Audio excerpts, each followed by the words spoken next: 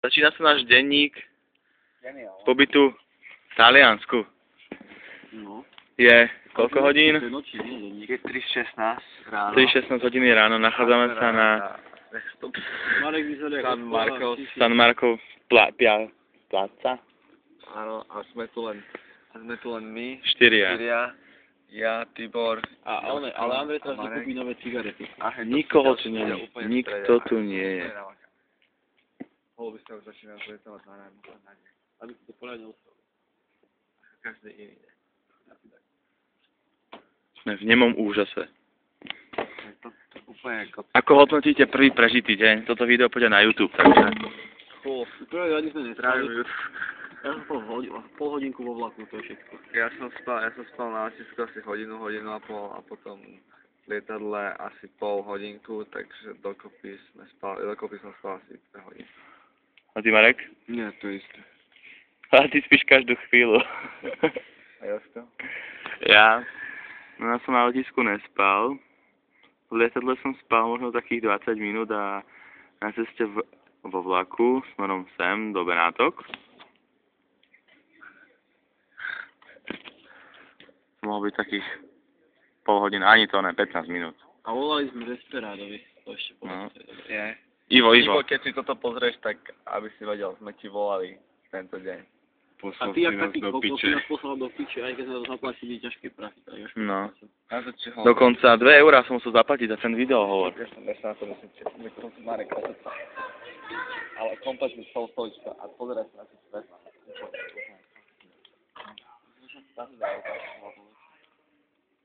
Ty mi zasa hovorí nejaké mudré veci.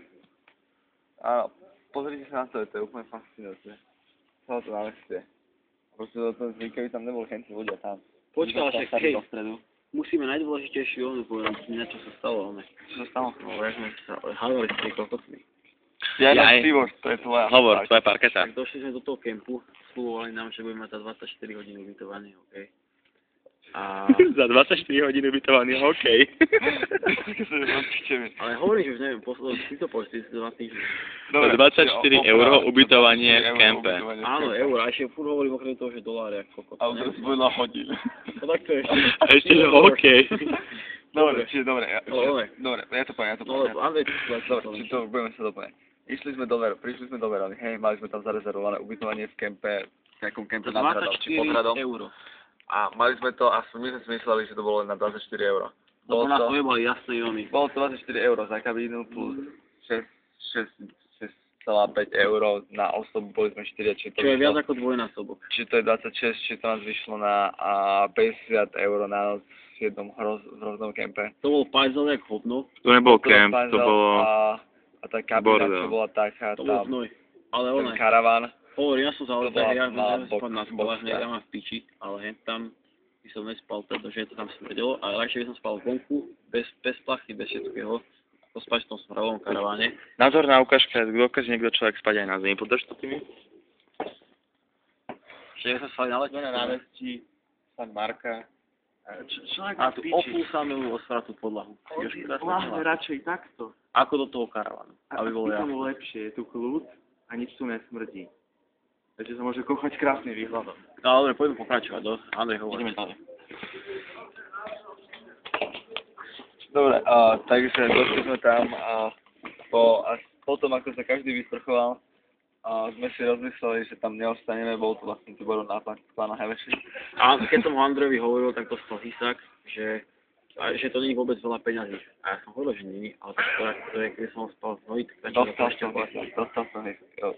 Ináč bol to aj môj nápad, ale Tibor gets all the credit. Ale ja som to vymyslel, ty si to pritakával, takže... Som to tiež vymyslel. No, dobre, moja Marekov nápad, ale ja som hovoril... Už to zastal, dáme ďalší. Tak dobre, nenastal. Dobre, no hovor. Dobre, čiže došli sme tam, po vykúpaní sme tam všetci došli za tým chlapikom, čo tam mal na starosti. Povedali sme mu, že A bol tam ten nový hajzel, to ešte povedz potom. Hajzel. Bulharské vecka, turecké vecka. To je proste katastrofa. Marek sa išiel vysrať, ne? A one. A tento tu učila... Ešte nariť mi dej svoje boky, čo sa je. A one. A ja som vedľa sprchoval tam v sprche v susednej kabíne a Marek hovoril, že teda, že sa to vôbec nedalo, tam sa musel postaviť, tak nejak trepnúť, nech sa nebolo čoho chytiť. A Turecké záchody. z metrovej výške sral. Alebo ja no pokračujem. Áno, či z metrovej výšky sral. a fajn. Ale sral si gate. Dobre, a asi viete, že ty bude dosť taká, ako to mám nazvať? No to som vidieť sa. Ani nevýbušná. Výbušná povaha. Ale- To teda ne. Svojcielná, alebo... Proste rád sa hada. Takže došli sme za tým chlapikom. Nátlak robím rád. Dobre, je to nátlakový chlap, hej, takže netreba sa s ním zahrávať. Tomu ver, A nátlakový. došli sme tam a povedali sme mu, že odchádzame. A povedali sme mu, že mu dáme že tie prachy za to, že sa vyschovali a za to, že dáme uteráky, hej. Ale že potom tam začali niečo kecať, že keď máme či ne, že my si tam tak neodídeme, pretože... Ale môžeme odísť, ale za cenu 24 €. Čiže nemusíme platiť ten box, že len 24 €, že dokopy, hej, či to vychádza na 6 € na noc. A na jedného. A 7 €. To je jedno. Tibor proste povedal, že ne, že 10 alebo nič. Či niečo také. Dnes sa mu zaplatíme za to, že sme vôbec nič 10 neurobili a- a ideme domov za sprchu, hej. A on že A ne. on že 20 za sprchu, hej. Kokot, lebo to On vzal do niečo, že počítača 20. a ten kokot to nevedel cancelovať, lebo to bola Tibor, lana. že 5. Potom sme to znovu dali na 10. Potom už začali nervy, tak Tibor, že 15. Potom začali ďalšie To ešte bola väčšie nervy, posledná potom šanca, že že 10. posledná šanca 15 a dá nás späť na 10. Ale teraz poviem s tými fízlami, lebo to som Povedz bola to, a už som to povedal. tak povedal som mu, že ja sme tu písali Ale práve, lebo toto ste tu napísali do Otoč, toho no, mailu. otoč. Poď si otoč. Ale však, počkaj, rozprávaj. Dobre, nestaň. No tak hovorím mu, že ja si tu práve napísali ste tu 6 € a okrem toho sme tu nespali, takže odchádzame, ne? A on hovorí, nepáčia sa nám podmienky, odchádzame, ne? Ja ináč to bolo schycení tu sedí, ale tam to sedí. To je úplne proste magické miesto. No. No a dobre, ale že počkaj, však. No hovor o tých fízloch. No a a tak hovorím, že zavoláme políciu a uvidíme, ne? Že zavolajte políciu, ak tu máte telefón, ne? A one. A ten kokot otvoril telefónny zoznam ako kokot. A listoval, a akože keby nevedel, že Nepičuj. hej. A už som to hneď vedel, že nejdeš volať na žiadnu políciu, hej. Kokot listoval tam pol hodinu, ja úplný kokot, potom našiel číslo, napísal si ho do telefónu a potom ten telefón zavrel, otvoril si mobil, tam to napísal aj kokot, potom sa zase zatvoril, zase išiel vyjednávať a potom zase opakoval po 15 minútach, že nech zavolám tú políciu. Cituj to. Tak, zavolal do nejakého pravdepodobne šéfovi a hovoril s ním po rodnej reči, samozrejme, hej. Čo je taliančina? Taliančina. Nie španielčina. Nepovedal, že Čo hovorí? Aj latinčinu si hovoril. to je jedno. Ale huby. No a Ale ho ľúbim. potom som mu povedal, že zase zavolám políciu a potom zase otvoril ten zoznam, jak úplný kokot. A potom všetci mi, a ja by som to aj zjednal, hej, lebo už to trvalo hodinu a natlaky a všetkých argumenty som im vyvrátil a povedal som jedine, že jediná polícia stále na to tlačil. Ale títo tu hoši, mali sme dovolenku, nechceli sme vrácať čas, hej. Títo tu hoši chceli proste už si mať srandu, tak zaplatili sme každý 5 €, hej, za tú sprchu, čo vlastne nebol problém, sme toľko minuli na letisku a tak, že v podstate za tú sprchu a sme sa tam podýchli a to že až sa nás veľmi nehodilo.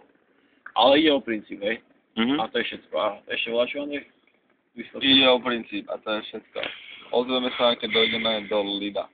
To bude Ale ďalšia story. A ešte však Ivovi, čo sme volali Ivovi, to sme Hej, volali No. sme Ivovi a Bez poslali parády. A vlastne začali sme to Príchod. príchodom vlastne do Talianska, lebo letisko Frankfurt radšej vynecháme, to niekedy inokedy porozprávame, keď tam zase budeme spať. Takže to bude asi náš posledný deň, budeme dávať denné súhrny a potom to uvidíte na YouTube. Takže uvidíme sa v pokračovaní. A vyfajčili sme dokopy zatiaľ 8 krabičiek cigariet. Čo som viac, určite viac, ne? Ja som kúpil 3 a ty si mal 5. Aha. Som unavený, vypni to. Dobre, takže Za 8. 2 dní 8 krabičiek, není a to sme iba my dvaja fajčili. No, jaké 2 dní? Teda vieš, ja som nefajčil, ale ja fajčil. Deň a niečo. Škoda. To nie sú 2 dní. Deň a No, 3 hodiny. Dobre, to je na Nikoho tu nehľadáš. Dobre, takže A teraz sa ideme nažrať a potom zavoláme Ivovi, takže zatím. vidíme sa zajtra.